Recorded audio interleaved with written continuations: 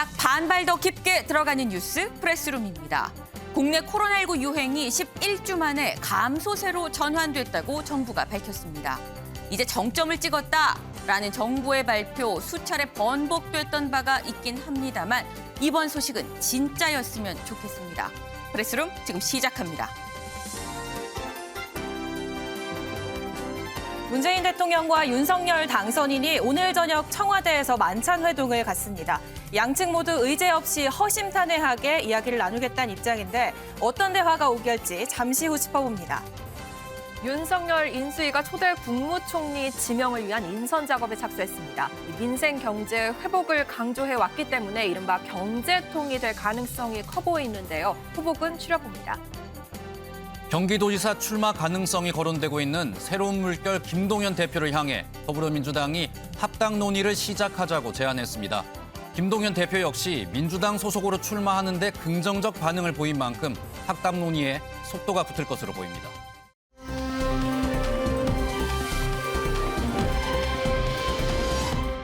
오늘의 첫 번째 코너 프레스룸의 온다입니다. 이 오늘은 프레스룸에 어떤 분이 찾아오셨는지 먼저 영상으로 만나볼까요?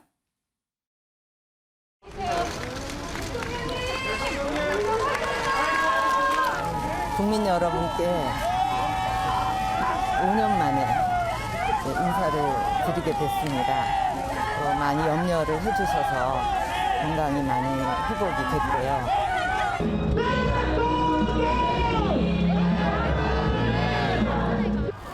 박근혜입니다. 오랜만에 여러분께 인사를 드립니다. 저의 발자국도 분명 많이 남아있을 것이라고 생각합니다. 이번 달성은 대통령께서 처음 정치를 시작하셨던 곳이고 그리고 이 지역구 4선을 거쳐서 대통령까지 가신 그런 곳입니다. 그리고 늘 마음에 고향으로 생각하셨던 곳이기 때문에 대통령께서 이곳으로 정하신 것입니다. 오늘 여기까지 하겠습니다. 감사합니다. 네, 고맙습니다.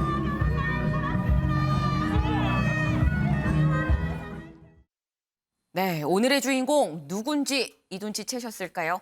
박근혜 전 대통령이 나오나 생각하셨을 수 있습니다만 그 항상 박 전 대통령 옆에 있는 분이죠. 유영하 변호사님 나오셨습니다. 안녕하세요. 네, 안녕하십니까? 네, 지난주에 엄청 바쁘셨을 것 같아요. 저희도 아까 그 영상을 봤습니다만 사람들이 어마어마했습니다. 한 10,000명쯤 온 것 같은데 이렇게 많이 올 줄 예상하셨을까요? 대통령을 지지하고 또 대통령을 보고 싶어 하신 분들이 많았기 때문에 네. 많은 분들이 오실 거라고 생각했습니다. 근데 제가 생각했던 것보다는 좀 더 많은 분들이 오시지 않았나 그렇게 생각하고 있습니다. 네, 사실 제가 정말 많은 사람이 와서 놀랬다라고 말씀을 드렸는데 저뿐만 아니라 많은 보던 다른 시청자분들도 굉장히 놀라셨을 법한 게 소주병 투척 사건입니다. 사실 그 전에도 박 전 대통령 입장에서는 커터칼 사건도 있었고 했기 때문에 바로 소주병 떨어질 때 옆에 계셨었잖아요. 네, 그렇습니다. 처음에 한 대통령이 서 계신 곳에서 거리로 한 3m 정도에 네. 이제 떨어졌습니다. 소리가 났었고 보니까 이제 액체가 흘렀어. 처음엔 그게 물인지 또 기름인지를 몰라서 그걸 좀 보고 있었고요. 네. 그다음에 두 번째는 또 제2차 공격이 있을지 또는 공범이 있을지 싶어서 그쪽을 저는 보고 있었고 네. 대통령께서는 미동도 하지 않고 그렇게 계셨습니다. 네. 네, 지금 미동도 하지 않았다라고 말씀을 주셨는데 네, 그렇습니다. 네, 사실 제가 방송에서도 한번 말씀을 드렸던 바가 있는데 이 사저 앞에서의 박 전 대통령 연설을 보면서 3번을 놀랬다. 첫 번째는 너무 많은 인파가 몰려서 놀랬고 두 번째로는 소주병 투척이 있어서 놀랬고 세 번째로는 그럼에도 불구하고 아무렇지 않게 말을 이어가는 모습에 놀랬다고 저는 이 방송에서 말씀드린 바가 있었는데 사실 박 전 대통령 놀라셨을 것 같아요. 집에 들어가서는 깜짝 놀랐어요. 이런 말씀 안 하셨을까요? 아니요. 제가 집에 이제 모시고 들어가서 네. 아까 놀라시지 않았냐 네. 이렇게 말씀을 드렸습니다. 그랬더니 대통령께서는 나는 괜찮다. 그런데 사람들이 좀 놀라지 않았을까 걱정된다. 이런 말씀하셨습니다. 나는 괜찮다. 사람들이 놀랐을 것 같다. 네, 그렇습니다. 글쎄요. 그 정도로 좀 담대하게 이 말씀을 하셨던 것 같습니다. 그리고 박 전 대통령이 사실 이 말씀을 많이 하시는 분은 아닌데 그 기분이 좋을 때 나타나는 그 특유의 표정이 있잖아요. 네네. 근데 보니까 그날 이제 병원에서 나올 때 3번 게이트로 나올 때의 표정도 되고 그 달성 사저 앞에서의 표정이 너무너무 이 기분이 좋은 그 표정이시던데 딱 대구 사저 들어가서 혹시 뭐라고 말씀을 하시던가요, 관련해서? 사실 그 이제 방송이 나오지 않았지만은 네. 병원에 나오실 때 그 네. 병원 로비에 많은 환자분과 보호자들이 계셨습니다. 그분들이 대통령을 에 대해서 힘내라, 기운 내라 이렇게 격려도 해주셨고, 그다음에 이제 사저에 도착했을 때 그 아마 초등학생으로 기억되는데 네. 꽃다발을 준 학생이 네네. 제가 옆에 있었습니다. 대통령님 사랑해요 하고 이렇게 안았던 걸로 기억됩니다. 그러면서 뭐라고 얘기한 저 네, 귓속말이 사랑해요예요. 네, 그렇습니다. 네. 그리고 까치발을 들어서 먼저 포옹을 했고 그래서 대통령께서 안아주셨던 걸로 그렇게 기억하고 있습니다. 그리고 이제 몇 학년이냐 누구냐 이렇게 물어본 것 같습니다. 네. 저런 이 환대에 뭐 너무 감사하다라는 말씀을 집에 들어가서 뭐 따로 좀 말씀을 하셨던. 네, 집은 뭐 처음에 들어가셔서 제가 이제 대통령이 계실 침실하고 네. 서재를 안내해드렸고 보시고 집이 참 좋다 이렇게 말씀은 있었습니다. 집을 그날 이 앞에서 연설을 하고 그 들어가서 이 처음 봤기 때문에 집이 생각보다 참 좋다라는 말씀을 하신 것 같은데 사실 그날 이 박근혜 전 대통령이 사저 앞에서 상당히 좀 길게 좀 말씀을 좀 준비를 해오셨습니다. 그래서 그 연설을 보고 이 함의가 무엇일까를 뭐 저희를 포함해서 많은 언론이 좀 추측을 하고 있는 상황인데 그때 무슨 말을 했는지 같이 좀 들어보고 오시죠. 제가 대통령으로 있으면서 국가와 국민을 위해 열심히 일한다고 했지만 이루지 못한 많은 꿈들이 있습니다. 그 제가 못 이룬 꿈들은 이제 또 다른 이들의 몫이라고 생각합니다. 좋은 인재들이 저의 고향인 대구의 도약을 이루고 더 나아가 대한민국의 발전에 기여할 수 있도록 저의 작은 힘이나마 보태려고 합니다. 네, 이 대한민국 발전에 기여할 수 있도록 저의 작은 힘이나마 보태려고 합니다라고 지금 이 말씀을 하셨습니다. 네. 어떤 힘을 어떻게 어디에 보태겠다는 말씀일까요? 그 대통령께서 처음에 대통령 취임하실 때 네. 창조 경제와 문화 융성을 통해서 국민 행복 시대를 만들겠다고 하셨습니다. 네. 근데 대통령께서 예기치 않게 임기 중에 퇴임을 하셔서 대통령께서 생각하셨던 정책 중에 이루지 못한 정책들이 많습니다. 네. 거기에 대한 아쉬움을 말씀하신 것 같고요. 두 번째는 아시다시피 대통령께서는 5선의 국회의원과 여당 대표, 야당 대표, 그리고 대한민국의 대통령을 지내신 국가 원로입니다. 네. 그 대통령이 갖고 계신 지혜와 경륜을 이제 후진들에게 보태줘서 그들로 하여금 대한민국 발전에 좀 기여했으면 한다 이런 말씀을 하신 걸로 저는 그렇게 이해하고 있습니다. 후진들한테. 네, 그렇습니다. 사실 그렇다고 한다면 이걸 여쭤보지 않을 수가 없어요. 이 아까 나온 영상에서 이 박 전 대통령이 이런 말도 했습니다. 좋은 인재들이 저의 고향인 대구에 도약을 이루고라고 말씀을 하셨거든요. 때문에 유영하 변호사님이 노골적으로 여쭤보겠습니다. 대구시장 나오시는 거 아니냐 뭐 이런 전망이 나오고 있습니다. 뭐 대통령께서 말씀하신 그 함의에 대해서 제가 뭐 정확하게 말씀드리지는 못하겠습니다. 다만 네. 좋은 인재에 제가 포함될지 안 될지는 뭐 판단을 해주시고요. 네. 대구시장 출마에 대해서 여러 의견들도 있었고 언론 보도도 좀 있었습니다. 네. 그래서 정치인들은 제가 처음 생각할 때 선거에 나가려면 첫째 명분이 필요합니다. 네. 그리고 두 번째는 내가 왜 이 선거에 출마했는지 그 이유를 설명해야 되고요. 그다음에 그 선거에 임해서 나중에 그럼 어떤 일을 하겠다는 비전 제시가 돼야 됩니다.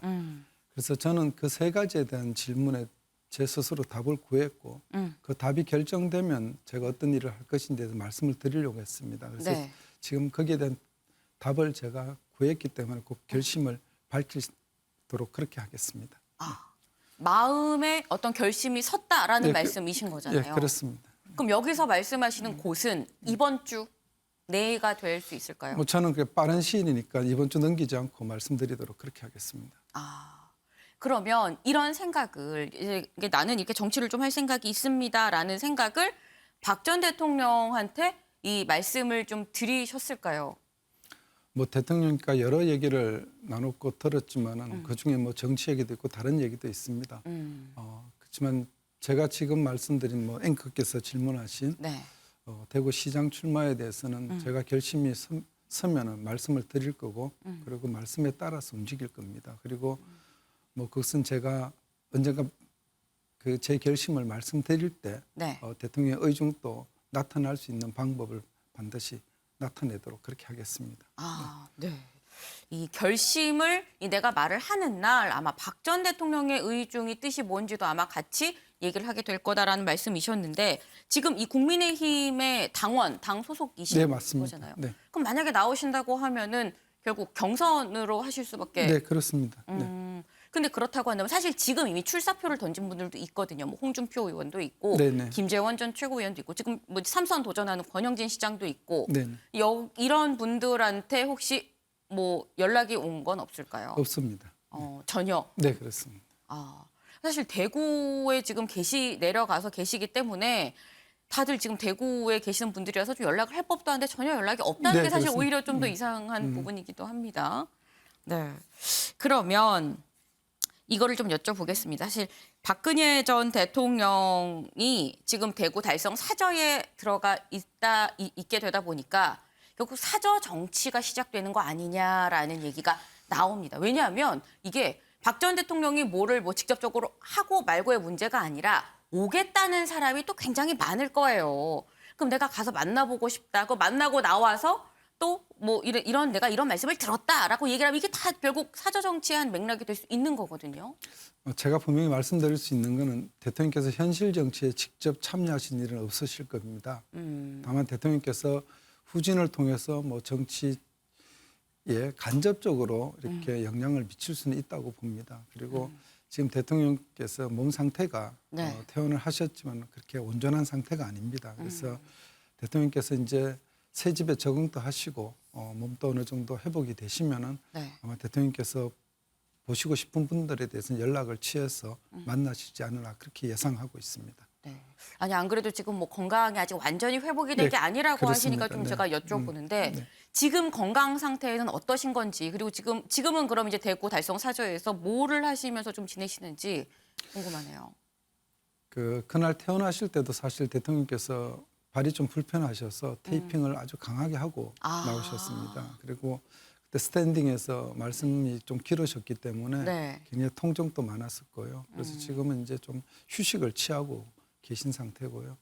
그래서 아마 대통령께서 어느 부위가 어떻게 아프고 어느 부위가 어느 정도고 이런 건 개인의 의료 정보이기 때문에 제가 네. 말씀드릴 수는 없습니다. 네. 네. 하지만 이 몸이 지금 뭐 완전히 회복된 게 아니기 때문에 좀 더 이 회복에 좀 치중을 하는 좀 그런 이 네네. 상황이신 것 네. 같긴 합니다. 일단 굉장히 많은 사람들이 이 사저에 들어온 그 퇴원한 이 축하단을 보냈습니다. 열 손가락으로 꼽을 수가 없죠. 제가 기억하기는 이제 처음에는 이제 문 대통령께서 보내셨고, 네. 그다음에 윤석열 당선자께서 보내셨고, 그 김부겸 국무총리, 네. 김기현 원내대표, 이준석 당대표님도 네, 보내셨습니다. 그리고 얼마 전에 서가신 그 노태우 대통령 영부인 김옥순 여사님께서 보내신 걸로 그렇게 알고 있습니다. 그리고 아마 주중 대사관에서도 난을 보낸 걸로 그렇게 전해 들었습니다. 이게 지금 굉장히 많은 분들이 축하난을 보내는데 아까 말씀하신 것처럼 이 축하난 중에는 윤석열 당선인이 보낸 축하난도 들어 있습니다. 그리고 남만 보낸 게 아니라 좀 한번 찾아뵙겠습니다라는 얘기도 같이 전했거든요. 네. 언제쯤 만나게 되는 걸까요? 그걸 조금 설명드리면 그때 당시 이제 권영세 인수위 부위원장이 네. 연락이 왔습니다. 근데 본인이 코로나가 확진이 돼서 네. 서일준 의원을 대신 보낸다고 말씀을 하셨고 그래서 서일준 의원이 직접 오셨습니다. 오셔서 난을 제가 전달받았고 네. 또 당선인이 대통령께 전하는 말씀도 전해 듣고 말씀도 전해 올렸습니다.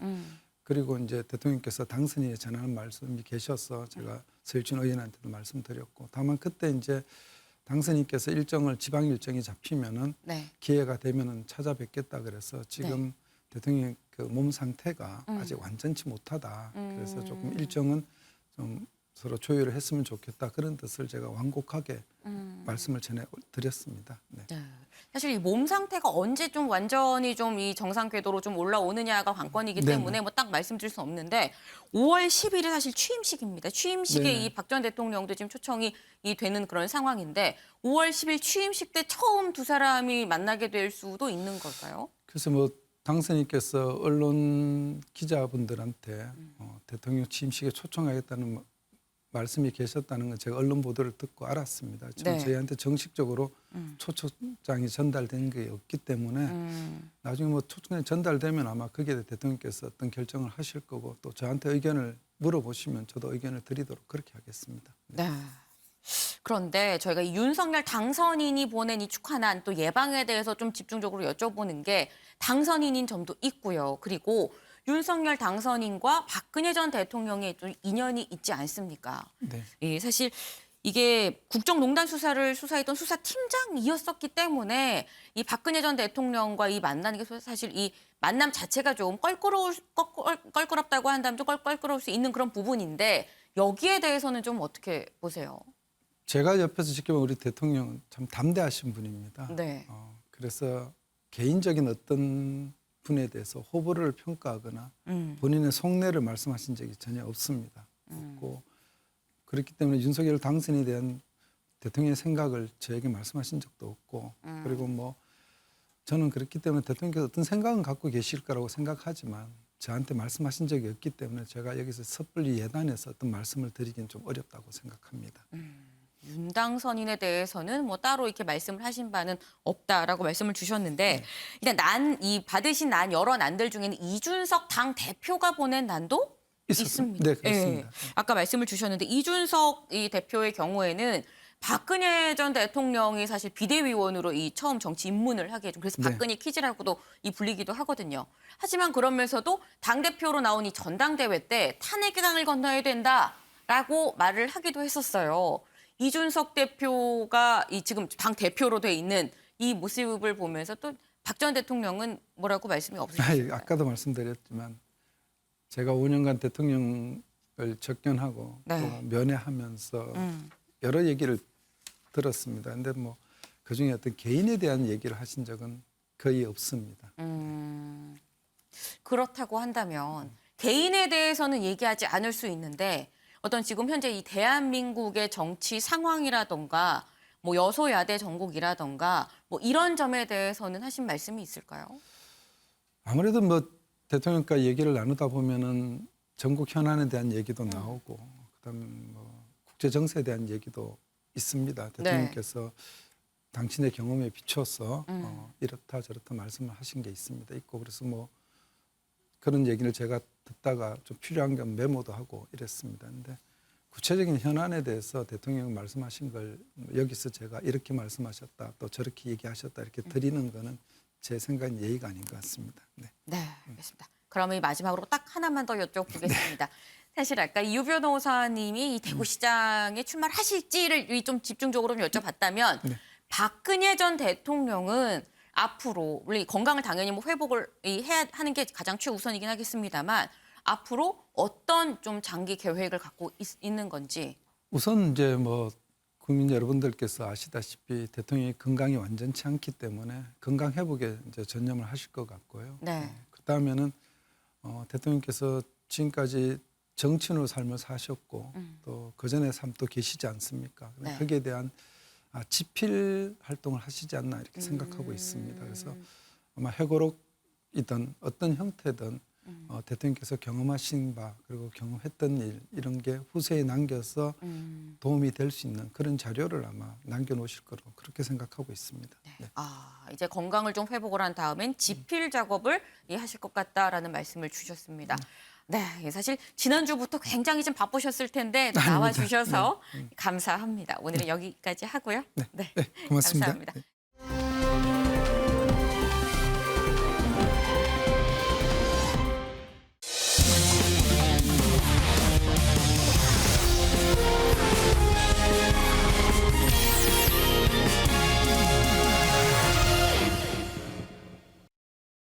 네, 즐거운 큐시트웨이 시간입니다. 오늘의 첫 번째 아이템 유호정 기자가 준비했네요. 네, 맞습니다. 제가 준비한 첫 번째 아이템, 드디어 만난다. 19일 만에 지각회동입니다. 이 문재인 대통령과 윤석열 대통령 당선인이 오늘 오후 6시 드디어 만납니다. 네. 이 대선 이후 19일 만으로 역대 가장 늦은 만남이 됐는데요.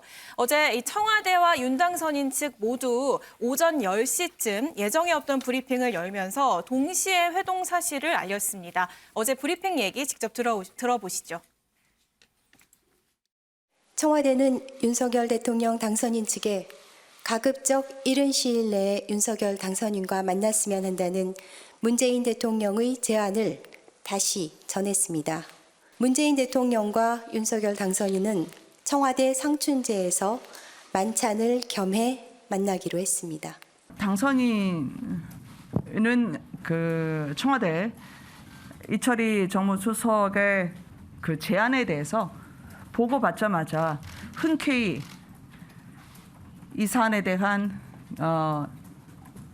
지속적인 속도감 있는 진행을 주문을 했습니다.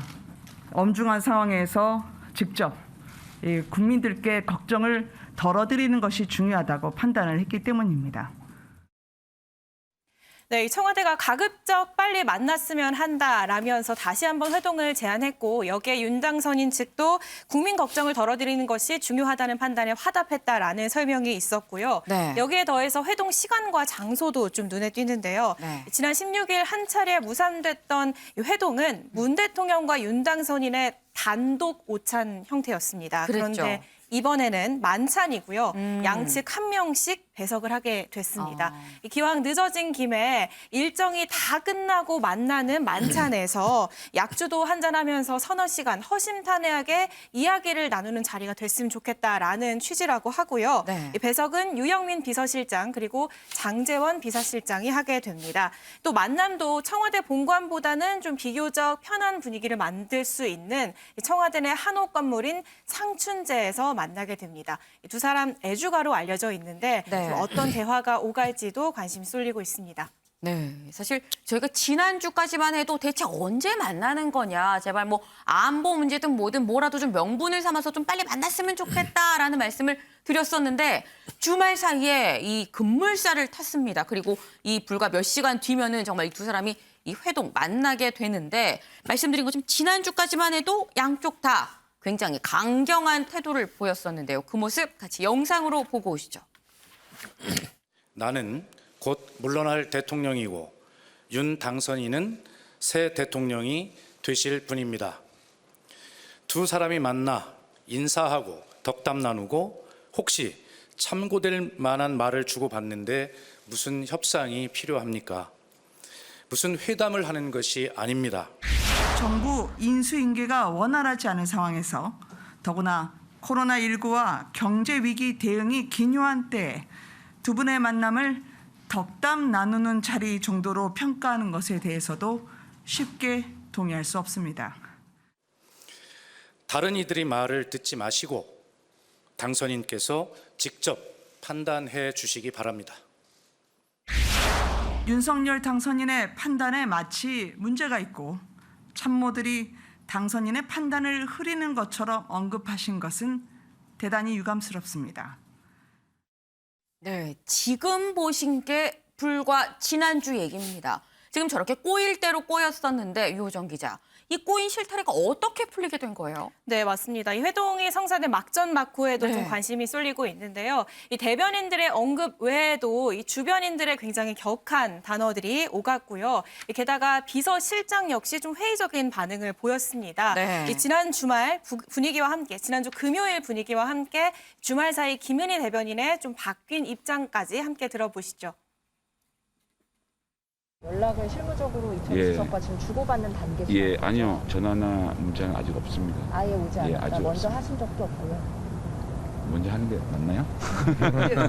그 이철희 청와대 정무수석과 지난 금요일 오후에 장제원 대통령 당선인 비서실장과 연락이 이루어진 것으로 알고 있습니다.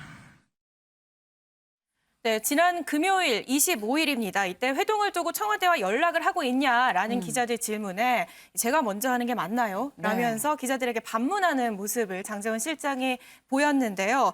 그런데 취재를 해보니까 이 25일 금요일 이날 이철희 정무수석이 휴가를 냈었대요. 그런데 그날 오후부터 장제원 실장에게 만남을 제안하고 협의해 온 것으로 확인이 됐습니다. 이철희 수석이 장 실장에게 직접 전화를 걸어서 이 허심탄회하게 만나자. 의제 없이 조건 없는 회동을 제안했다고 합니다. 그런데 이철희 수석의 이런 먼저 제안 외에 또 소통 채널로 주목을 받고 있는 인물이 한 명 더 있는데요. 바로 유영민 비서실장입니다. 오늘 이 청와대 배석자로 그간 한라인 소통 역할을 해온 이철희 수석이 아닌 유영민 비서실장이 이제 알려진 상황이잖아요. 이 때문에 정치권에선 이 수석과 장 실장 간의 실무 협상이 좀 답보 상태를 보이니까 유 실장이 나선 것 아니냐라는 분석이 나왔거든요. 그런데 일단 이에 대해서 청와대는 부인했습니다. 청와대는 당선인 예우 차원에서 정무수석보다 직제상 급이 높은 비서실장으로 장제원 실장과 격을 맞춘 것이다라고 설명을 했고요. 모든 협의는 이철희 수석이 진행한 게 맞다라고 설명을 했습니다. 그런데 유영민 실장과 장제원 실장 모두 부산 출신이잖아요. 이철희 수석 전화 이후로 유 실장이 좀 직접 전화를 걸어서 편하게 이제 만날 때 되지 않았냐. 이제 좀 만나자라면서 좀 다시 한번 회동 제안을 한 것으로 지금 전해지고 있거든요. 여러 가지 상황들과 함께 좀 속도를 낸 것으로 보입니다. 지금 이 유호정 기자가 얘기하는 막전 막후에 어떤 일이 있었는지 그 상황을 좀 들었습니다만 여전히 좀 풀리지 않는 의문이 있습니다. 아니 이렇게 쉽게 풀릴 거면 진즉에 좀 풀지 왜 여지껏 강대강 대치를 했을까 하는 생각이 드는데요. 네, 맞습니다. 그래서 결국 의제 조율이 된 것 아니냐 뭐 이런 얘기도 나왔고요. 그런데 사실 강대강 대치가 이어진 그 배경에 핵심 문제는 감사원의 인사 문제다라는 분석에 좀 무게가 실린 상황이었어요. 그런데 지난주 감사원에 좀 예상치 못한 반응이 나오면서 사실상 이 문제가 좀 정리되는 상황이 있었습니다. 감사원이 인수위 업무 보고에서 정치적 중립성 논란이나 의심이 있을 수 있는 상황에서 재청권을 행사하는 것이 적절한지 의문이다라는 입장을 밝혔거든요. 사실상 현 감사원장의 재청 거부 시사였습니다. 문 대통령이 임명 강행을 할 수 없는 상황이 돼버린 거죠. 그러면서 결국에 뇌관으로 꼽혔던 이 인사 문제가 자연스럽게 교통정리가 되면서 좀 회동의 물꼬가 트이는 계기가 됐다라는 분석이 나오고 있고요. 여기에 사실 이 두 사람 간의 갈등으로 인해서 국민들의 피로감이 좀 높아졌고 게다가 북한의 미사일 발사로 인한 좀 안보 문제가 거론되면서 이 두 사람 모두 좀 정치적 부담을 느꼈다라는 분석도 나오고 있습니다. 사실 이 양쪽에서 삿바 싸움을 했었던 감사위원 문제가 어쨌거나 좀 해결이 되다 보니까 그 이후에 좀 쉽게 좀 풀렸다라는 얘기가 맞는 것 같은데 일단 만나기로는 했습니다. 근데 그렇다고 한다면 여기서도 또 대치가 있었죠. 의제를 갖고 만나야 된다. 그냥 만날 거면 왜 만나냐가 있었고 의제 없이 조건 없이 좀 만나자가 있었어요. 의제는 갖고 만나는 거예요? 안 갖고 만나요? 네, 일단 양측 모두 오늘 만남은 의제 없이 허심탄회하게 이야기를 나눈다라는 입장을 밝혔습니다. 하지만 윤 당선인 측 그동안 만나서 어떤 해결되는 게 없으면 안 만나는 이나 못하다라는 입장이었죠. 그래서 이제 기자들이 어떤 의제가 조율되지 않았을까 하는 질문이 있었는데요. 일단 윤 당선이 오늘 아침 본인이 직접 정해진 의제는 없다라고 얘기를 했고요. 그러면서 조율할 문제는 따로 이야기할 것 같다라고 얘기를 했습니다. 그러면서 민생 안보 현안 이야기는 나올 수 있을 거다라고 얘기를 했습니다. 이만큼 민생 안보 얘기는 사실 이 양측이 모두 다 합의하기 쉬운 이 주제이기도 한데요. 그런데 현안이 이외에 더 많잖아요. 뭐 예를 들면 청와대 집무실 이전 문제도 있었고요. 뭐 일각에서 얘기가 나오고 있는 이명박 전 대통령의 사면 문제도 있었습니다. 실제로 오늘 정무수석 한 특보가 이 관련해서 사면 문제와 이 청와대 이전 문제가 좀 해결될 수 있을 것이라고 기대한다라는 얘기를 하기도 했는데요. 국민의힘 하태경 의원도 비슷한 얘기를 했습니다. 직접 들어보시죠. MB의 사면 같은 경우도 그럼 거기에 포함이 될 수 있다고 보세요? 그거는 발표할지는 모르겠습니다. 하지만 청와대에서 거기에 대해서 부정하는 입장문이 나온 적이 한 번도 없잖아요. 집무실 이전을 위한 예비비 편성은 어렵다고 보십니까? 어떻게 보세요? 그것도 해결될 거라고 봅니다. 국방부 장관이 한 2개월 정도 여유가 필요하다고 그랬거든요. 인수위에서도 5월 취임 전에 다 국방부가 이사해라 이런 입장을 강요하고 있지 않거든요. 이전이 해소됐고 그래서 이제는 예비비도 아무런 문제가 없는 것 같아요. 네, 대통령 사면 문제나 집무실 이전 문제에 대한 기대를 얘기한 건 임태희 고문의 얘기였고요. 이렇게 네. 국민의힘에서는 이런 목소리가 나오는데요. 특히나 이런 목소리가 나오는 이유, 이 청와대 이전과 관련해서 예비비 처리 권한이 있는 국무회의가 내일 열립니다. 네. 그런데 하루 앞둔 오늘 회동이 이뤄지다 보니 여기서 어떤 조율이 나오지 않겠느냐 하는 이런 관측이 나오는 건데요. 일단 양측은 일정을 맞추다 보니 그렇게 된 것이다라고 설명을 했고. 하지만 오늘 회동에서 의견이 잘 조율이 된다면 용산 예비비 문제도 좀 급물살을 타는 게 아니냐라는 가능성도 제기되고 있습니다. 네, 은영미 위원님. 지금 보면 양쪽 다 의제 없다라고 얘기는 하고 있습니다만 의제가 없을 수 없는 상황인 것 같습니다. 어떤 의제가 가장 좀 핵심이 될까요? 그렇죠. 일단 의제가 없다고 한 거는 협상의 문턱을 너무 높여버리면 만나지도 못하니까 그렇게 얘기를 한 거고요. 하지만 우리가 만날 때 보통 예상 의제라는 게 있잖아요. 그렇죠. 그러니까 의제가 없지만 당연히 나올 것으로 예상되는 의제들이 있습니다. 네. 그게 일단은 의제가 없다면서도 당선인 측에서 아까 브리핑에서 얘기했듯이 민생현안이나 안보현안에서는 당연히 할 말이 있을 거다라고 얘기를 했잖아요. 일단 코로나 추경이에요. 문제는 50조 원을 마련해야 되는데 재원 마련 방안인데 지금 정부가 이번 지금 세출 구조조정도 쉽지 않고 국채 발행도 쉽지 않다. 그래서 이번 정부 임기 내까지는 추경을 제출하지 않겠다라고 지금 버티고 있는 상황이거든요. 네. 일단 빨리 하려면 추경을 제출해줘야 되는데. 그런데 이제 청와대는 어떤 입장이냐면 정부와 국회 논의를 지켜보겠다며 한 발 뒤로 물러서 있는 상황이에요. 그래서 오늘 만남에서는 아마도 문 대통령에게 좀 정부한테 예를 들면 홍 부총리한테 좀 추경에 추경에 적극적으로 협조하라 이런 말을 해달라고 요청할 가능성이 높은데 여기에 대해 청와대 즉 문 대통령이 어떤 입장을 보일지가 이제 관건이 될 것 같고요. 그 다음에 이제 안보 현안 ICBM 발사했잖아요. 모라토리엄 파기했잖아요. 사실 문 대통령 입장에서 상당히 이제 국민들한테 면목이 없는 상황이에요. 그동안 이제 대북 저자세니 뭐니 이런 얘기 나왔는데 그렇다고 얻은 것도 없는 결론적으로 얻은 것도 없는 상황인데 이 문제와 관련해 앞으로 대북 정책 어떻게 가져갈지 윤 당선인과는 좀 다른 방향이잖아요. 그래서 이런 것들에 대해서 정보를 어떤 정보, 고급 정보를 주고받을 수도 있고요. 어떤 논의가 이루어질지도 궁금하고요. 그다음에 이제 아까 이제 하태경 의원이랄까 예상하기로는 대통령 집무실 예비비 승인을 내일 아마 해줄 수도 있다. 얘기가 잘 된다면 이런 얘기를 했어요. 근데 이게 안보 공백 우려를 쉽게 해소할 수는 없는데 들리기로는 윤 당선인이 수치를 들어가면서 오늘 문 대통령한테 그 안보 공백이 좀 우려가 부풀려져 있고 실제로는 그렇지 않게 잘 이전할 수 있다는 거를 아마 잘 설명할 걸로 보여지는데 만약에 이제 그 논의가 잘만 된다면 내일 일단 예비비 지출을 하고 대신 좀 천천히 해라 일단 지출을 해줄 테니까 그러면 이제 5월 10일 당선인이 바로 용산에 들어가지는 못하더라도 최소한 통일동에 머무는 기간을 줄일 수는 있을 거거든요. 그런 기대는 해볼 수 있을 것 같다라는 거. 그다음에 사면 문제는 지금 거론이 되는데 지금까지 계속 여론조사를 보면은 이명박 대통령에 대한 사면 여론이 40% 안팎이에요. 그러니까 만약에 사면을 단행한다면 결단한다면 그거는 진짜 정치적인 결단일 수밖에 없죠. 국민적 공감대가 높지 않으니까. 근데 이거는 그냥 요청은 할 수 있는데 어차피 결단은 대통령이 하는 거니까 이거는 이제 그 수준에서 머물겠다 이런 생각이 들 거고 임기 말 인사권 문제 이것도 이제 원론적인 수준에서 얘기가 오가지 않을까. 일단 감사위원 문제는 교통정리가 됐으니까 이런 것들이 아주 현안들이 다 올라오긴 할 거예요. 그런데 이거를 모두 다 일괄 타결하려는 생각을 가져서는 안 됩니다. 오늘 일부는 합의가 될 수 있을지언정 일부는 그냥 협조를 요청하고 검토하겠다 이런 수준에서 그칠 수도 있는데 그렇더라도 좀 더 유연한 자세를 갖고 윤 당선인이 그걸 수용하고 추가적으로 협의하는 방안을 좀 고려해 볼 만하다. 또 만날 수도 있을 테니까요. 네. 이제 오늘 여러 가지 얘기가 나왔을 때 추경, 안보, 예비비 여러 가지가 있지만 어쨌거나 중요한 건 오늘 일괄 타결할 생각은 버려야 된다. 오늘 시작으로 또 만나면 되지 않냐라는 말씀이셨습니다. 그런데 윤경호 위원님, 지금 보면 독대가 아니라 윤영걸 대표님. 네, 죄송합니다. 지금 보면 독대가 아니라 배석자가 있는 회동이 됐습니다. 지금 배석자가 있다 보면은 글쎄요 심도 있는 대화를 과연 할 수 있을 것인가 하는 생각이 들거든요. 그렇죠. 배석자가 있다는 거는 안건을 분명히 하자는 거죠.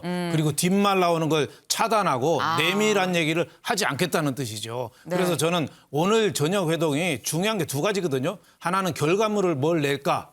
하나는 신뢰관계를 문재인 대통령 떠나가는 대통령하고 앞으로 당선이 나고 신뢰관계를 어떻게 형성하느냐. 네. 결과물하고 신뢰관계 두 개거든요. 네. 두 개인데 결과물은 오늘 어떻게 하느냐. 합의문이 나오느냐 안 나오느냐. 과거에 YS 김영삼 대통령하고 김대중 당선인하고도 만날 때 만나자마자 6개의 합의문을 냈거든요. 네. 그리고 8번을 만났어요. 네. 그리고 또 신뢰관계는 더 중요한 게 뭘 보냐면 오늘 만날 때는 비서실장하고 4명이 만나잖아요. 네. 만나지만 역대 대통령들은 보면은 비서진들은 잠깐 니네들 좀 나가 있어. 나가 있어라. 그러니까 둘이 할 얘기가 많은 거예요. 공개는 하지 못하지만 둘이 내밀한 얘기. 안목지라고 그러죠. 안목지. 내놓지는 않지만은 서로 노하우를 공유할 수 있는 안목지. 네. 그거를 단독으로 만나서 얘기하면은 상당히 저는 신뢰관계가 형성되는 거 아니냐. 저는 이렇게 생각해서 오늘 저는 꼭 보는 포인트가 합의문이 나오느냐 아니면 단독 면담이 이어지냐. 더 좋은 거는 또 만나기로 약속하는 거죠. 옛날에 YS랑 DJ는 8번 만났어요. 네네. 네, 그 얼마나 그러니까 인수인계가 잘 됐겠어요. 그러니까 앞으로도 또 더 만나자. 이렇게 어깨 동무하면서 나오면은 아마 전 국민이 박수 칠 겁니다. 두 분은 은원 관계자예요. 은원. 은혜도 받고 또 서운한 점도 있고 네. 그게 오늘 기점으로 해서 국가민족으로 해서 새 출발하는 그런 관계가 되었으면 합니다. 네. 이 오늘의 회동의 포인트를 딱 짚어주셨습니다. 합의문이 나올 것이냐, 그리고 단독 회담을 할 것이냐, 이 주변 배석자들을 물리고, 세 번째, 또 만나기로 약속을 할 것이냐, 이 세 가지 포인트를 좀 주셔야 할 필요가 있을 것 같습니다. 근데 오늘 이 불과 이제 몇 시간 뒤면에 이 두 사람이 만나게 되는데, 이런 가운데 오늘 문 대통령의 국정수행 지지도가 윤석열 당선인의 이 국정수행 전망 지지도, 이거를 오차범위 내에서 좀 앞선다라는 결과가 나왔습니다. 저희 그 그래프를 같이 좀 보면서 얘기를 좀 해볼까요? 지금 이 그래프를 보시게 되면 이 문재인 대통령의 지지율은 46.7%인데 윤석열 당선인의 이 지지율은 이 46%. 네, 이 0.7%포인트 차이입니다. 물론 오차범위 내입니다. 오차범위 내기 때문에 뭐 누가 앞선다, 뭐 뒤서건다라고 사실 말하기 굉장히 애매한 그런 상황이긴 합니다만 대선 때 윤석열 당선인이 사실 0.73%포인트 차로 이겼는데 지금 현직 대통령인 문재인 대통령한테 임기 말인 문재인 대통령한테 0.7%포인트로 지금 이 좀 약간 뒤처진다라고 얘기하면 좀 그럴 수 있습니다만 좀 아이러니한 그런 상황이에요. 오차범위 내에서. 근데 여기에 대해서 안 그래도 이 김은혜 당선인 대변인이 매일 아침 기자들하고 질의응답을 하죠. 기자들이 여기에 대해서 물었더니 김 대변인 이렇게 얘기했습니다. 영상으로 보시죠. 윤석열 대통령 당선인과 문재인 대통령의 지지율이 지금 크로스로 바뀌고 있는 데드크로스가 됐는데요. 여론조사에 대해서는 이렇게 주시는 질문마다 저희가 가슴 깊이 잘 새기고 앞으로 저희가 더욱더 겸손하고 낮은 자세로 국민을 섬길 수 있도록 노력하는데 염두에 두겠습니다. 네, 은영미 위원님. 네. 지금 보면은 당선인이 임기 말 대통령 지지율이랑 엎치락뒤치락 하고 있어요. 아주 근소한 차로. 지금 이런 경우가 전에 있었나 싶기도 하고요. 전혀 이게 없었죠. 민심이 말하고자 하는 바가 뭘까 이런 생각이 듭니다. 그렇죠. 보통 당선 2주차에 조사를 해보면 역대 대통령들은 보통 80%대였는데 네. 윤 당선인은 50%, 52%가 나왔는데 그것도 계속 내려가고 있잖아요. 네. 그래서 데드크로스, 오히려 부정적 전망이 더 큰 상황이잖아요. 네. 높은 상황인데 이렇게 되면 뭐가 문제냐면요. 원래 이제 정권 초반에는 개혁 과제들, 좀 인기 없는 개혁 과제들을 과감하게 추진을 하게 되는데 그쵸. 이렇게 처음부터 지지율이 낮아버리면요. 이런 과감하게 국정 운영을 할 수가 없어요. 국정 운영 동력을 살리기가 쉽지 않다는 거죠. 그렇다면 이유를 따져봐야 되는데 일단 0.73% 아주 역대 최소로 졌다는 거. 그다음에 불과 2달 뒤에 지방선거가 있어서 사실상 대선 연장전인 분위기가 이어지고 있다는 점 때문에도 아마 진영 결집이 그대로 해체가 되지 않으면서 그런 분위기가 계속되고 있다는 것도 작용을 할 텐데요. 무엇보다도 검찰총장 출신이고 정치 신인인데 정권 교체를 위해서 일단 윤 당선인은 뽑았지만 네. 여러 가지 면에서 걱정이 많다 국민들의. 사실 이런 그런 심리의 반영이 아닌가 생각이 되는데요. 그렇다면은 어떻게 해야 되느냐가 굉장히 중요하잖아요. 네. 제가 보기에 이제 저는 한 3가지 정도 보는데 윤 당선인 입장에서 일단 무조건 통합 협치로 가야 돼요. 자꾸 다투는 모습을 보이면 뽑아놨는데 걱정스럽다더니 아니나 다를까 그러네 이런 얘기만 자꾸 들린단 말이에요. 네. 그래서 일단은 통합 협치를 하려면 일단 인사가 중요해요. 총리를 비롯해서 내각. 그래서 진짜 협치, 통합, 이런 탕평 뭐 이런 것들을 인사를 내보내야 된다는 거. 그다음에 정부 조직법 개정안이 이제 초반에 통과돼야 되는데 여기서 여가부 폐지같이 국론 분열을 일으키는 그런 거를 막 밀어붙이면 안 돼요. 여기서 또 지지율 깎이게 돼 있습니다. 분명히. 이거 이제 잘 살펴야 되고요. 그다음에 윤 당선인이 적극적으로 지금 보이는 게 스킨십 정치예요. 네. 그래서 본인은 이제 소통을 강조를 하는데 근데 국민들이 이 부분에 대해서 그렇게 점수를 주지 않아요. 왜냐하면 집무실 이전 과정에서 본인은 소통한다고 직접 설명을 했지만 사실은 여러 우려에도 불구하고 밀어붙이는 게 불통으로 비춰지고 특히 또 뭐냐면요. 그걸 하면서 청와대 하루도 들어가지 않겠다. 그다음에 심지어 국가위기관리센터 있잖아요. 청와대 벙커. 그것도 이용하지 않겠다는 게 이거는 그냥 뭐 의지를 보이는 수준에서 벗어나서 오기 또는 아지반이냐라고 비춰질 수 있는 부분이거든요. 그러니까 본인은 소통한다고 하는데 국민들은 정작 그렇게 받아들이지 않는 부분이 굉장히 크다라는 거. 요거는 참 유념을 해야 될 것 같고요. 그리고 마지막으로 제가 보기엔 윤 당선인한테 진짜 고언을 하고 싶은 말은 핵심 측근 관리를 좀 잘했으면 좋겠어요. 핵심 측근 입장에선 윤 당선인을 도와준답시고 악역을 자처하고 있는데 그 신중치 못한 발언들이 다소 오만하고 점령군처럼 비춰질 수 있다는 말입니다. 국민들은 굉장히 거기에 점수를 주지 않고 있어요. 이 부분을 본인이 직접 핵심 측근들한테 자제해달라고 본인이 직접 얘기를 해야 되고 이렇게 얘기하는 모습이 또 밖으로 비춰질수록 좋습니다. 국민들은 그 모습을 보고 핵심 측근에 휘둘리지 않는구나 이런 생각을 하고 좀 더 좋은 점수를 줄 수 있거든요. 이런 부분들 좀 감안한다면 초기에 다시 좀 지지율이 반등할 수 있는 계기를 마련할 수 있지 않을까 싶습니다. 네, 이 통합과 협치, 소통 그리고 윤핵 간 관리까지 꼼꼼하게 이 쓴소리를 주셨습니다.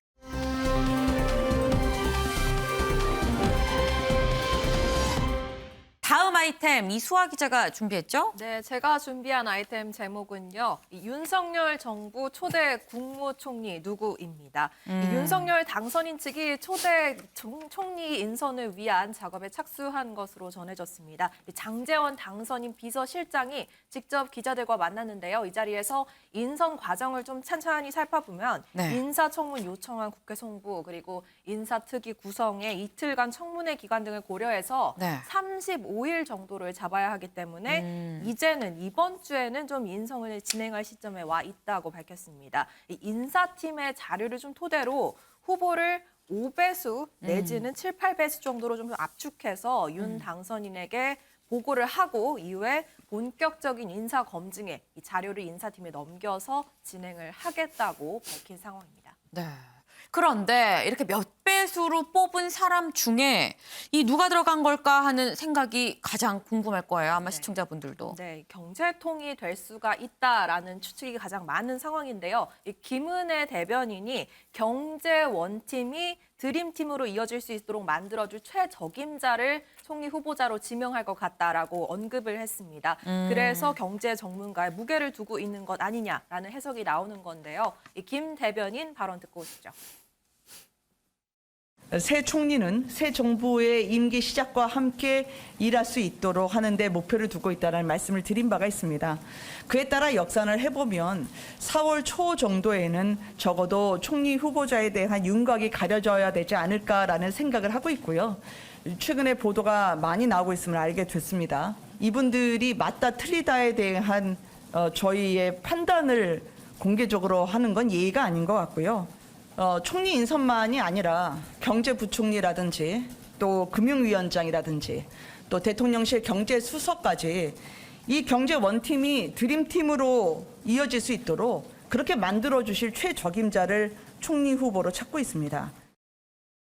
네, 이른바 경제통이 경제 전문가 후보로는요. 대표적으로 한덕수 전 총리 그리고 박용만 전 두산 회장이 거론되고 있습니다. 한 전 총리는요, 김대중, 노무현 그리고 이명박 정부까지 모두 거치면서 두루 중용됐던 통상 전문가입니다. 그리고 전북 전주 출신이기 때문에 탕평책 부분에서도 이점이 있고요. 다만 나이가 문제인데요. 73세입니다. 그래서 다소 노령의 부분에 들어간다는 점, 또 인수위 측이 계속 얘기해온 50대 경제 전문가와는 좀 거리가 있다는 점이 고려해 볼 부분입니다.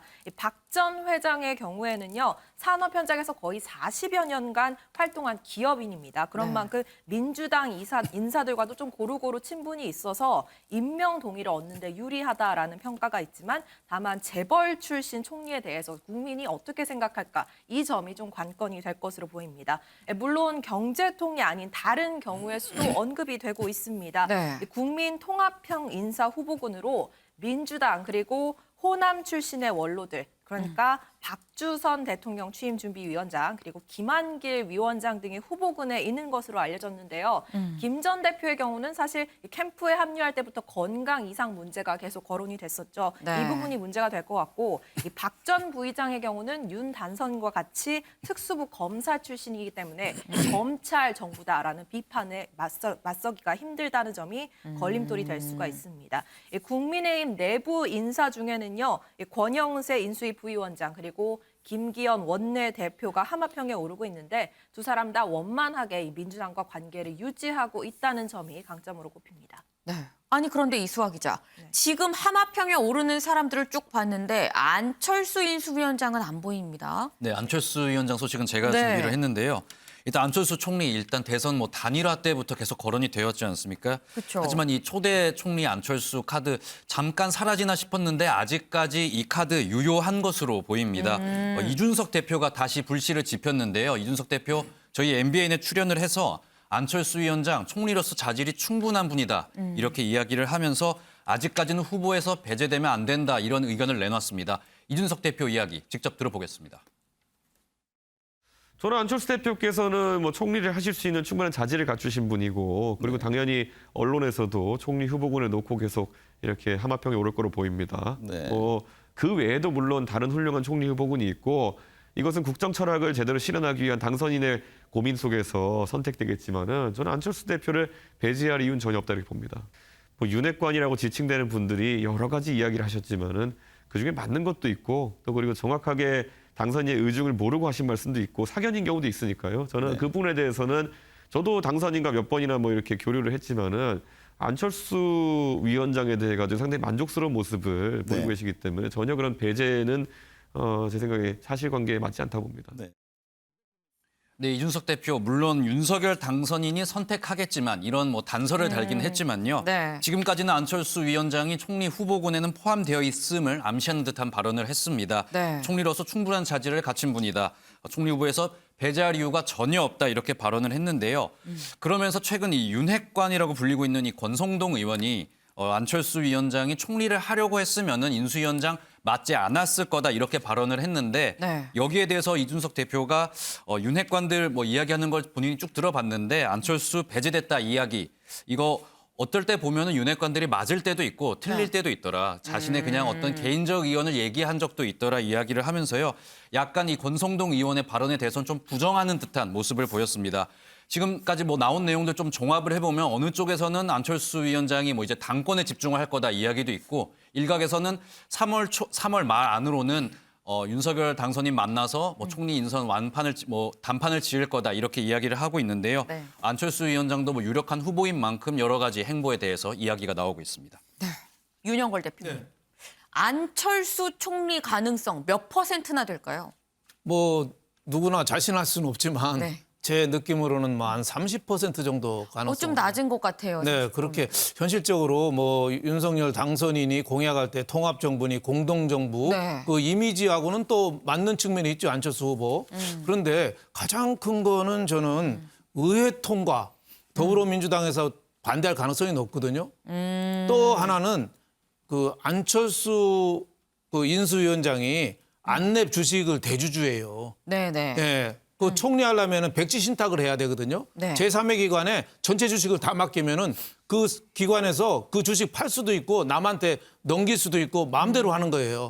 그러니까 경영권이 바뀔 수도 있는 거죠. 그래서 안철수 인수위원장이 네. 그 백지 신탁까지 감안해서 할까 그런 생각이 들고 지금 또 윤석열 당선인이 얘기한 게 통합 이미지 플러스 경제통이거든요. 근데 경제통으로서 안철수 당선인 안철수 인수위원장이 기업은 하긴 했지만은 IT 쪽이 전문가고 의사 출신이긴 하지만은 네. 경제통이라고 할 정도로 경제 운영을 이렇게 좀 자신 있게 할 수 있는가 그런 점에서는 저는 아직은 가능성이 좀 많이 떨어지는 거 아닌가 저는 네. 이렇게 내다보고 있습니다. 근데 사실 그래서 안철수 총리 가능성이 좀 낮다라고 보시는 분들 중에는 그래서 안철수 경기지사설을 또 얘기를 하시더라고요. 그건 어떻게 보세요? 대통령 후보 사퇴하고 공동정부 한다고 했는데 네. 다시 경기지사를 할까요? 저는 출마 안 하리라고 봅니다. 경기지사는 아무래도 이재명 그 지난번 네. 대통령 후보의 그도 입김이 아직도 크고 대통령 그 표도 그 민주당에 좀 더 많이 나온 그런 굉장히 어려운 자리 아니에요? 네. 안철수 인수위원장이 거기는 도전할 가능성은 저는 거의 없다고 봅니다. 네. 지금 안철수 인수위원장은 총리도 경기지사도 글쎄 가능성이 크게 높지 않을 것 같다라는 이 윤 대표님 말씀이셨습니다.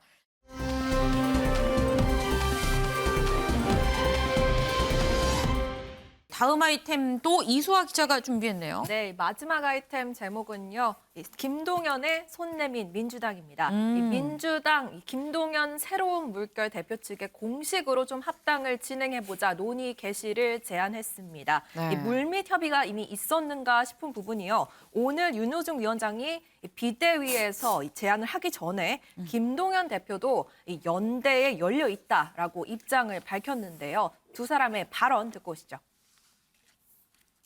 민주당에서 만약에 예. 그 합의 정신에 따라서 분명한 의지를 표시하고 실천의 현실적인 모습을 확실히 보인다면 어떤 형태로든 연대하는 것에 대해서는 저희는 열려 있습니다.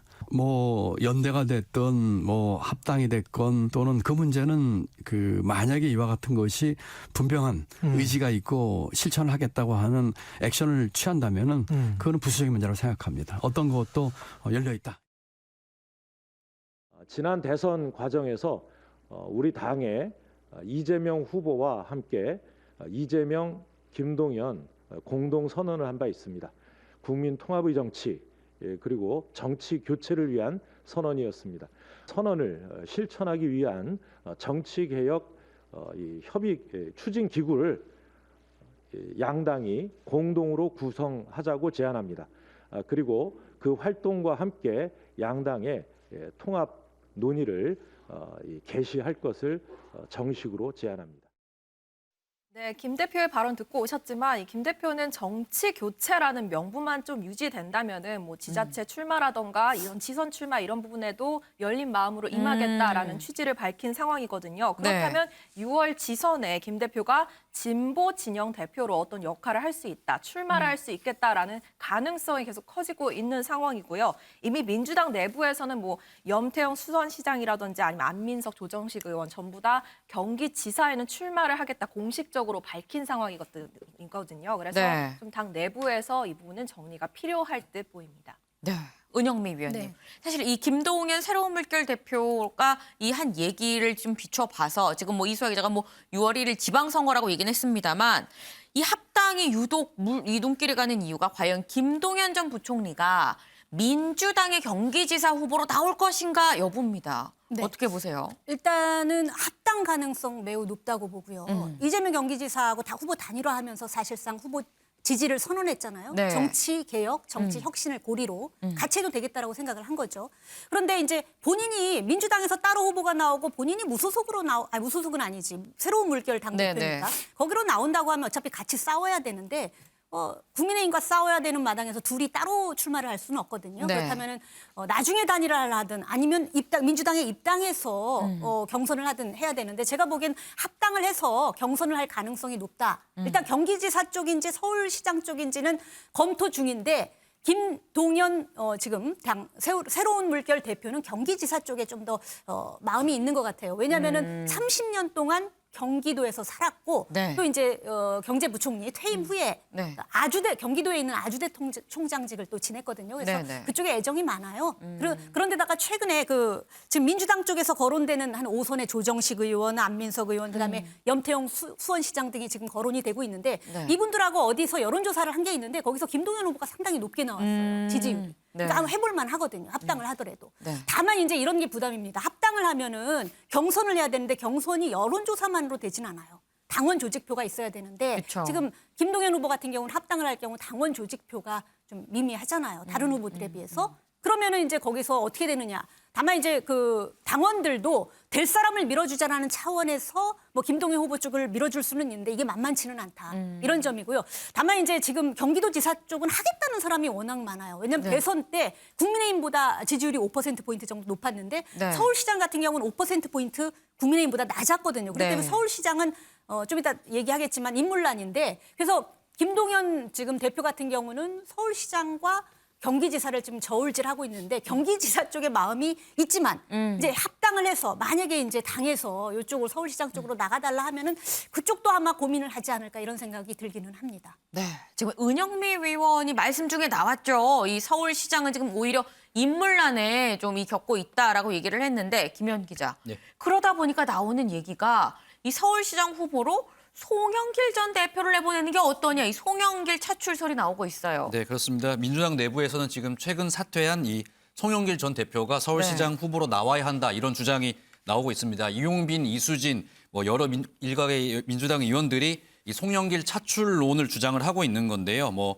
윤석열 정부에 맞서서 이제 서울을 지킬 사람은 송영길 대표뿐이다. 뭐 5년 후에 대선 승리를 위해서라도 서울시장 출마를 간곡히 요청드린다. 뭐 이런 식의 SNS 글들을 지금 계속 올리고 있습니다. 그런데 가장 눈에 띄는 점은 이 글들에 지금 대통령 선거 이제 낙선 이후에 좀 자맹에 들어간 이재명 상임고문이 이 글들에 좀 좋아요 이렇게 표시를 눌러서 이 부분이 조금 제일 눈길이 가고 있습니다. 사실상 이재명 고문의 송영길 대표가 이재명 고문의 지지를 받은 거 아니냐 이런 해석이 나오면서요. 지금 뭐 민주당 당원 게시판 등에는 송영길 대표의 서울시장 출마를 좀 촉구하는 그런 글들이 계속 올라오고 있는 상황입니다.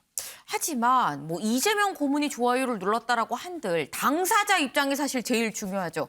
이 당사자 송영길 전 대표는 뭐라고 해요? 네, 그렇습니다. 이 결론부터 일단 말씀드리면은 송영길 대표 같은 경우에는 후보 출마에 대해서는 당이 판단해야 할 사안이다. 이렇게 조금 말을 아끼고 있는 상황입니다. 네. 송영길 대표 지금 양상 통도사에 내려가서 지금 템플스테이 하고 있거든요. 네. 근데 여기서 이제 다시 SNS 글 같은 걸 조금 올리면서 몸을 푸는 듯한 모습을 보여주고 있습니다. 저렇게 뭐 문재인 대통령이 이제 퇴임 후에 진행이 될 뭐 양산 사절을 보이는 이 사진을 함께 올리면서 이렇게 어떤 퇴임 후의 정치 보복을 막은 어떤 벽돌이 되겠다. 뭐 이런 표현을 하면서요. 뭐 좀 지켜주겠다. 이런 모습을 계속 보여주고 있는데 하지만 이제 제일 또 여기서 눈길이 또 가는 부분은 이재명 상임고문의 등장입니다. 이재명 고문과 송영길 대표가 최근에 전화 통화를 했다는 사실이 전해지면서 이게 또 눈길을 끌고 있는데요. 이재명 고문이 송영길 대표가 서울시장 출마하는 게 최선의 대안이다. 이런 식의 통화를 했다는 이야기가 들려왔습니다. 일단 이재명 고문 측에서는 이번 지방선거 선거에 일단 우리 측에서는 어떻게 개입할 생각이 전혀 없다 하면서 이제 극구 부인한 모습을 보였는데요. 일단 뭐 대선 패배에도 불구하고 이재명 상임고문의 정치적 영향력이 너무 강하기 때문에 지금 이재명 고문과 송영길 대표가 통화했다. 이 사실 하나만으로도 굉장히 큰 반향을 불러일으키고 있는 상황입니다. 네, 지금 이 송영길 전 대표 당이 판단할 문제다라고 얘기를 한 건 뭐 싫다는 얘기는 일단 아닙니다. 그리고 이재명 고문의 마음, 이심도 좋아요를 눌렀다는 건 좀 긍정적으로 보는 게 아닌가 싶은데 그런데 이런 상황에서 나는 이 송영길 전 대표의 차출 반댈세라고 얘기하는 사람이 있죠. 네, 그렇습니다. 바로 민주당의 우상호 의원인데요. 이 우상호 의원과 송영길 대표 평소에 굉장히 절친했던 사이로 알려져 있기 때문에 이 작심 비판 발언이 더 눈길을 끌고 있습니다. 우상호 의원의 반대 의견 듣고 이야기 이어나가겠습니다.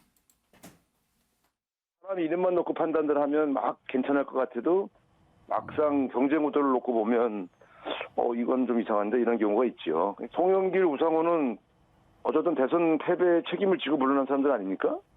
그럼 책임을 진다는 말이 거짓말이었냐. 이렇게 반론을 하게 될 경우에 당 선거 전체에 영향을 주죠. 지금까지 역대 큰 선거의 패배를 책임지고 물러난 지도부가 바로 그 다음 선거에 전략공천 받아 출마한 경우는 없습니다. 경쟁력 조사를 해서 송 대표밖에 없다 인물이 이런 경우가 아니라면 주변에서 이렇게 애드벌룬을 띄우는 것은 바람직해 보이지 않아요. 네, 지금 비판을 한 우상호 의원 같은 경우에는 지금 대선 패배의 책임을 지고 서울시장 불출마를 선언한 상황입니다. 네. 우상호 의원 이야기 조금 정리를 하면은 지금까지 대선 패배, 뭐 이런 큰 패배 이후에는 다시 전략공천 받아서 나온 적이 없다. 그리고 다시 나오게 되면 이게 다른 선거에도 영향을 줄 수 있다면서요. 절친 이 송영길 대표의 출마에 반대하는 목소리를 분명히 했습니다. 네, 윤 대표님. 네. 지금 이송 전 대표의 차출 찬성한다 반대한다 엇갈리는데 어떤 선택을 해야 될까요, 민주당은? 저는 뭐 명분은 송영길 전 대표가 출마를 안 하는 거예요. 명분이죠. 지난번에 대선 패배 그때 당 대표 책임을 지고 물러나는데 이제 벌써 얼마 한 달도 안 되는데 벌써 출마 얘기 나오는 게 논리에 어긋나죠. 하지만 제1당이 야당이 170석 넘는 당이 지방선거에 꼬신 서울에 출마를 안 할 수 있겠습니까? 근데 지금 송영길 대표까지 왜 얘기가 나오겠어요? 다른 사람들이 다 출마할 생각이 없는 거예요. 지난번에 대선에서도 4.83%로 국민의힘한테 졌잖아요. 네. 그리고 서울 구에서도 14개 구한테도 졌어요. 네. 그러니까 나가면 어려우니까 다들 안 나가려고 그래요. 그러니까 고양이 목에 방울 달기죠. 그래서 저는 송영길 대표가 고양이 목에 방울 다는 건 또 전문가잖아요. 지난번에 뭐 머리도 다치고 네. 다리도 다치고 온몸에 하여튼 몸으로 좀 했기 때문에 저는 양산 통동사도 간 것도 대선에 앞으로 대통령 설마 출마 선언했거든요. 이번 서울시장 선거 저는 나갈 가능성이 굉장히 높다 이렇게 봅니다. 네, 일단 나갈 가능성이 높다라는 전망을 주셨습니다.